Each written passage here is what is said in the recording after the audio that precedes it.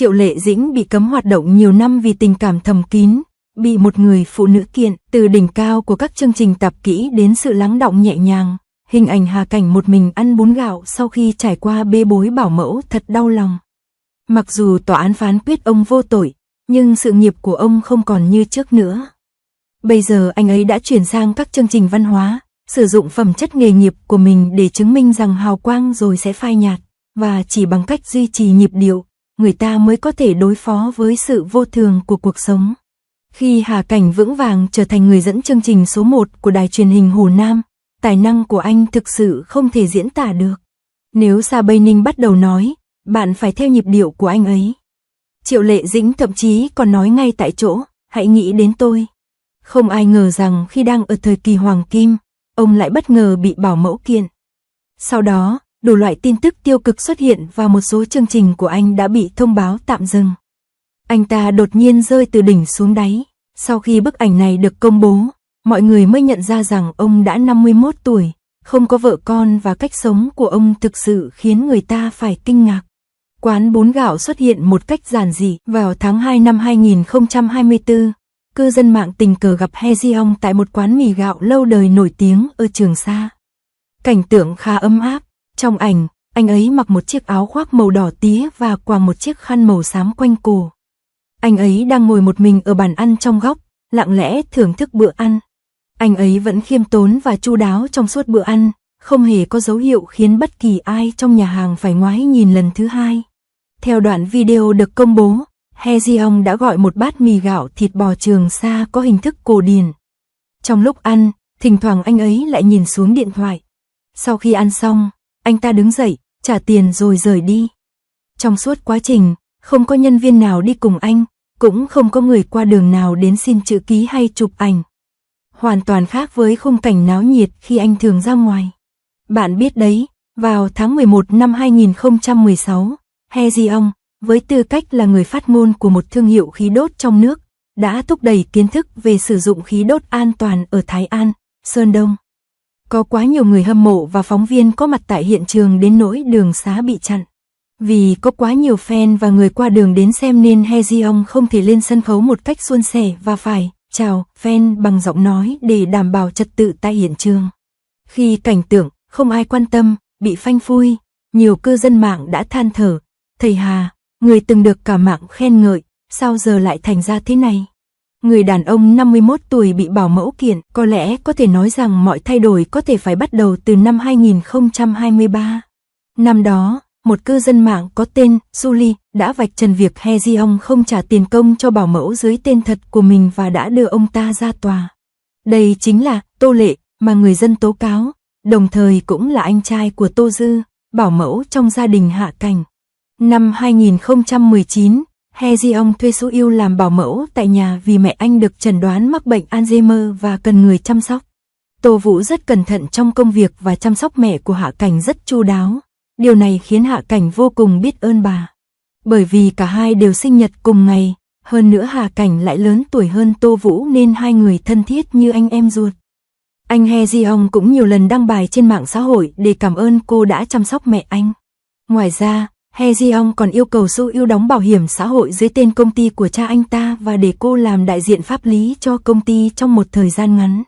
Lẽ ra đó phải là một điều ấm lòng, nhưng vì sự tiết lộ đột ngột này, tình hình bỗng trở nên khác biệt.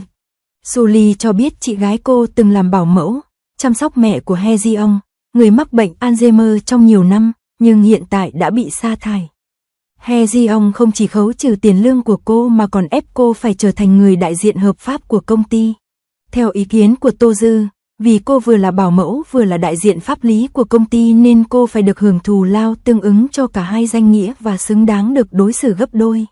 Hà Cảnh cảm thấy Tô Dư đã nhận được tiền lương từ công ty trong thời gian làm việc nên không có lý do gì để anh ta đòi tiền lương bảo mẫu. Hai người từng gọi nhau như anh em ruột giờ đây lại đối đầu nhau tại tòa. Ngay khi tin tức này được lan truyền, cư dân mạng đã ngay lập tức bàn tán sôi nổi với đủ mọi ý kiến. Hình ảnh tốt đẹp mà Hà Cảnh xây dựng trong nhiều năm qua cũng bị ảnh hưởng ở một mức độ nào đó. Nhiều cư dân mạng cho rằng với tư cách là trụ cột của Mango TV, He Ji-ong liên tục tham gia các chương trình tạp kỹ, nhận được nhiều hợp đồng quảng cáo và có cả danh tiếng lẫn tiền bạc. Anh ấy không cần phải hủy hoại tương lai của mình chỉ vì một ít tiền. Nếu đúng là như vậy, Tô Dư đã làm bảo mẫu cho nhà họ Hà được 3 năm, tại sao cô ta lại không tiết lộ tin tức chứ? Nếu Tô Dư là nhân vật chính trong vụ việc này, tại sao anh ta không tự mình ra tuyên bố kiện Hạ Cảnh mà lại để anh trai mình làm thay? Điều này khá kỳ lạ. Một số cư dân mạng còn đào lại được những bức ảnh xe hơi sang trọng do con trai của Su Yêu đăng tải, cũng như những bức ảnh Su Yêu đi nghỉ ở Maldives. Nếu đúng như lời đồn, Hạ Cảnh không nhận được bất kỳ khoản tiền lương nào trong 3 năm qua, vậy Tô Vũ lấy đâu ra tiền để làm tất cả những việc này? Bây giờ bạn đã hiểu rõ chưa? Một số cư dân mạng cho rằng, vì Hạ Cảnh đã hoạt động trong ngành giải trí nhiều năm, đã trở thành một phần của thủ đô từ lâu nên việc anh ta làm như vậy không phải là không thể. Khi vụ việc dần được mở rộng, phán quyết của tòa án cho thấy Su Yêu đã làm giả bằng chứng. Sau khi xét xử, người ta phát hiện ra rằng lương của He Ji-ong được trả theo tháng. Tòa án tin rằng thực sự có sự trao đổi lao động giữa He Ji-ong và Su Yêu, và cuối cùng phán quyết rằng He Ji-ong cần phải trả cho Su Yêu 148.900 nhân dân tệ tiền bồi thường, trong khi các yêu cầu khác do Su Yêu đưa ra đều bị bác bỏ. Ngay sau khi vụ kiện được giải quyết, Hạ Cảnh liền lén lút chuyển thêm 100.000 tệ cho Tô Vũ, còn thêm một câu, hy vọng lòng tốt của anh sẽ không uổng phí. Ngay khi phán quyết được đưa ra, thái độ của mọi người đều thay đổi và tiếng nói trên Internet cũng thay đổi. Nhiều cư dân mạng đã cổ vũ cho thầy He. Không lâu sau đó, Tô Dư bị phát hiện đã bí mật nhận một số hợp tác kinh doanh. Sau khi có phán quyết, ông ta tiếp tục sử dụng các nền tảng xã hội để định hướng dư luận, thậm chí còn vạch trần chi tiết cái chết của cha mẹ He Ji-ong. Những hành động này thực sự không thể tin được. Nhiều cư dân mạng cảm thấy rằng Tô Vũ thực ra đã quên mất lòng tốt mà anh từng nhận được. Trở lại cuộc sống sau cơn bão, sau vụ náo động về yêu cầu trả lương của bảo mẫu, tỷ suất người xem các chương trình do He Ji-ong dẫn chương trình như A Longing for Life và Eternal Life đã giảm mạnh, không còn nghi ngờ gì nữa. Trong chương trình Singer 2025, phát sóng năm 2025, đội ngũ sản xuất cũng cố tình hạ thấp vai trò của anh. Thời gian xuất hiện trên máy quay của anh ít hơn 40% so với thời kỳ đỉnh cao. Ngay cả tại hội nghị đầu tư cho chương trình mới, các nhà đầu tư đều thừa nhận chủ đề của thầy Hà khá rủi ro. Ngoài ra, giá trị thương mại của He Ji-ong cũng giảm đáng kể. Số lượng xác nhận vào năm 2024 đã giảm mạnh từ 12 xuống chỉ còn 3.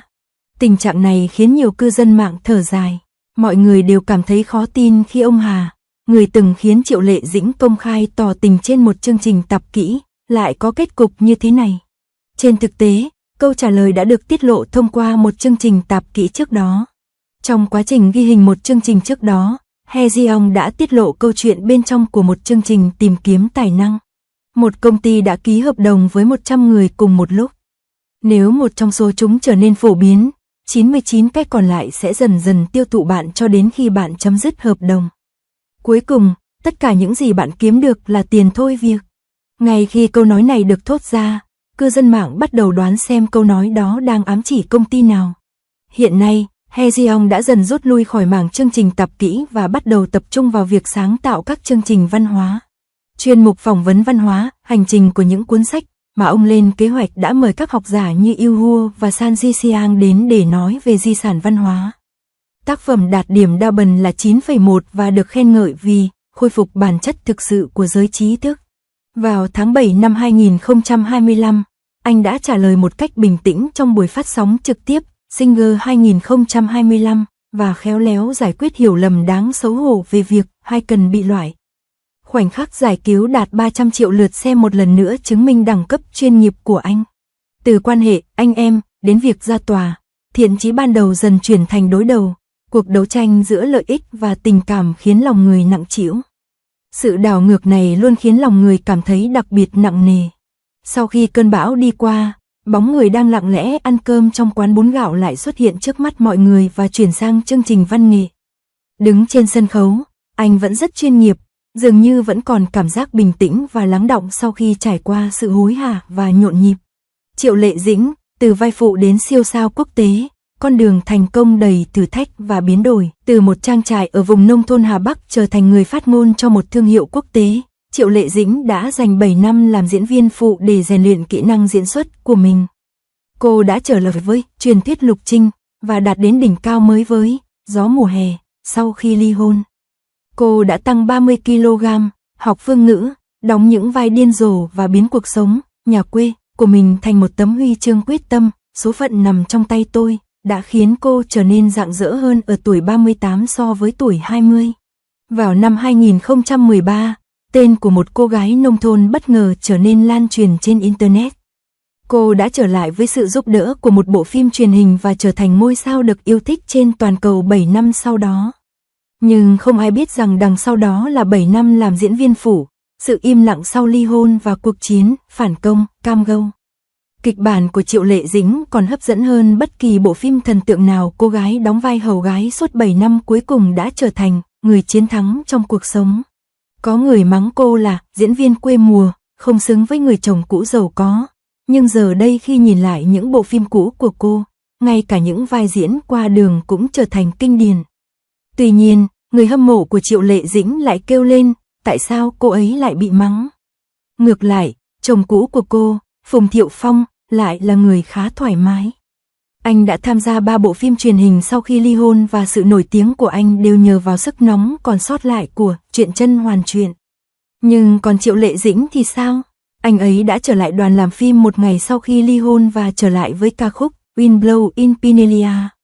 Thế giới này thực sự khó hiểu. Nhà của Triệu Lệ Dĩnh ở Lang Phường, Hà Bắc. Dân làng vẫn còn nhớ cô bé thích ngồi xổm bên mép cánh đồng với tập kịch trên tay. Cô bước vào ngành này vào năm 2006 và đóng vai trò ban quản trị trong 7 năm. Ngay cả đạo diễn cũng nghĩ cô ấy ngu ngốc. Năm 2013, bộ phim Lục Trinh truyền kỳ bất ngờ trở thành hit. Khán giả đăng lên diễn đàn chỉ sau một đêm, diễn xuất của cô hầu gái này còn tuyệt hơn cả nhân vật chính. Cùng năm đó, cô đã giành được giải thưởng diễn viên mới xuất sắc nhất. Nhưng mọi người trong khán phòng đã khóc thầm sau 7 năm chỉ là diễn viên phụ. Cuối cùng cô cũng đã thành công. Người ta vẫn nói, người quê mùa phải biết kiên trì. Năm 2018, Triệu Lệ Dĩnh kết hôn với Phùng Thiệu Phong. Trong ảnh cưới, nụ cười của cô ấy trông xấu hơn cả lúc khóc. Cư dân mạng phẫn nộ, vợ của một người đàn ông giàu có nên tận hưởng cuộc sống. Tại sao cô ta vẫn còn quanh quẩn trong đoàn làm phim sau khi ly hôn? Vào năm 2021, tin đồn ly hôn lan truyền khắp nơi. Hãng phim của Triệu Lệ Dĩnh ra thông cáo, mối quan hệ đã tan vỡ và họ đã chia tay trong hòa bình. Nhưng khán giả không tin, nhà cô ấy chẳng có gì, sao sau khi ly hôn vẫn là nữ hoàng. Sau khi ly hôn, Triệu Lệ Dĩnh xắn tay áo lên và bắt tay vào làm việc. Năm 2022, cô vào vai một mụ phù thủy trong phim Hạnh phúc muôn nhà, và năm 2023, cô tăng 30 kg cho vai diễn trong phim Gió thổi nửa hè và giành được giải nữ diễn viên chính xuất sắc nhất. Nhưng điều thậm chí còn đáng kinh ngạc hơn là cô vẫn đang học tiếng Thượng Hải để diễn xuất trong bộ phim Bí ẩn Đường Giang Nguyên. Ngay cả đạo diễn cũng ngạc nhiên, diễn viên này thật kỳ diệu. Đúng lúc mọi người đều nghĩ cô sẽ trở thành nữ hoàng góa phụ, Givenchy bất ngờ tuyên bố cô là người phát ngôn của hãng trên toàn thế giới. Cư dân mạng đã đổ xô đi mua các mã màu chỉ sau một đêm, nhưng cuối cùng lại bị bỏ lại vì hết hàng. Triệu Lệ Dĩnh hiện đã 38 tuổi nhưng cô nhận được nhiều hợp đồng quảng cáo hơn so với khi mới 20 tuổi. Một giám đốc thương hiệu chia sẻ riêng, cô ấy dám cắt tóc ngắn và hành động điên rồ. Cô ấy táo bạo hơn bất kỳ ngôi sao giao thông nào khác. Nhưng điều đáng kinh ngạc nhất là sau khi ly hôn, cô đã phát hành một bài hát để mắng mỏ đàn ông, số phận của tôi nằm trong tay tôi. Sau khi nghe tin này, doanh số bán hàng của người hâm mộ đã tăng vọt chỉ sau một đêm, thậm chí còn cao hơn cả doanh số của một số ngôi sao hàng đầu. Đây chính là hình mẫu mà một nữ thần thực sự nên có ngày nay, không giả tạo, dám chiến đấu và có khả năng đảm nhận trách nhiệm. 1. Bình lặng trên bề mặt, sự nổi tiếng bất ngờ của truyền thuyết Lục Trinh đã đưa Triệu Lệ Dĩnh trở thành một nữ diễn viên trẻ được yêu thích, nhưng thời kỳ tốt đẹp này không kéo dài lâu. Sau khi cô tuyên bố kết hôn, mọi người bắt đầu suy đoán liệu sự nghiệp của cô có bị ảnh hưởng hay không. Mặc dù bề ngoài Triệu Lệ Dĩnh có vẻ đã tìm được sự cân bằng giữa hôn nhân và sự nghiệp, nhưng sâu bên trong cô đang phải đối mặt với những thách thức lớn hơn. 2. Trở ngại bất ngờ, ngay khi mọi người nghĩ rằng Triệu Lệ Dĩnh sẽ tiếp tục tỏa sáng sau khi kết hôn, cô bất ngờ tuyên bố ly hôn. Tin tức này đến bất ngờ như sét đánh, không chỉ khiến người hâm mộ bất ngờ mà còn đẩy sự nghiệp của cô vào tình thế khó khăn mới. Nhiều người bắt đầu đặt câu hỏi về sự lựa chọn của bà, thậm chí một số người còn coi đó là một sai lầm lớn trong sự nghiệp của bà. 3. Sự khác biệt ngày càng sâu sắc. Sau khi hôn nhân thất bại, định hướng của dư luận ngày càng trở nên phức tạp. Những người ủng hộ cho rằng Triệu Lệ Dĩnh đã dũng cảm lựa chọn hạnh phúc của riêng mình. Các nhà phê bình cho rằng bà quá bốc đồng và không cân nhắc kỹ lưỡng về sự nghiệp của mình. Sự chia rẽ này không chỉ thể hiện ở người hâm mộ mà còn trong các cuộc thảo luận trên phương tiện truyền thông và công chúng. Quan điểm của các bên ngày càng trở nên đối kháng và việc hòa giải dường như vô vọng. Đây thực sự là một vấn đề đau đầu. Sự lột xác của Triệu Lệ Dĩnh từ một cô gái nhà quê thành một siêu sao quốc tế nghe thật truyền cảm hứng phải không? Nhưng nếu bạn nhìn kỹ thì có bao nhiêu phần sự thật đằng sau điều này? Bà kết hôn với Phùng Thiệu Phong rồi sau đó ly hôn. Đây không phải là kịch bản điển hình của việc kết hôn với một gia đình giàu có, rồi trốn thoát khỏi một gia đình giàu có, sao? Ngoài ra, bạn nói rằng sự biến đổi của cô ấy đã thành công, nhưng đánh giá về bộ phim Bí ẩn Đường Giang Nguyên lại chỉ ở mức bình thường. Cô ấy thực sự mạnh đến thế sao? Hay đây chỉ là kết quả của việc đóng gói cẩn thận của cơ quan này? Dù sao đi nữa, tôi cảm thấy rằng đôi khi những người được gọi là người chiến thắng trong cuộc sống này chẳng qua chỉ là những bong bóng được thổi phồng lên mà thôi. Hành trình của Triệu Lệ Dĩnh từ một cô gái nhà quê trở thành siêu sao quốc tế quả thực rất đáng kinh ngạc. Nhưng nhiều người cũng đặt câu hỏi liệu thành công của cô có thực sự là nhờ vào bản thân cô hay không? Bạn nghĩ cô ấy đạt được vị trí như ngày hôm nay là nhờ vào sức mạnh của chính mình hay cô ấy dựa nhiều hơn vào may mắn và bao bì? Chào mừng bạn để lại tin nhắn trong phần bình luận và chia sẻ quan điểm của bạn.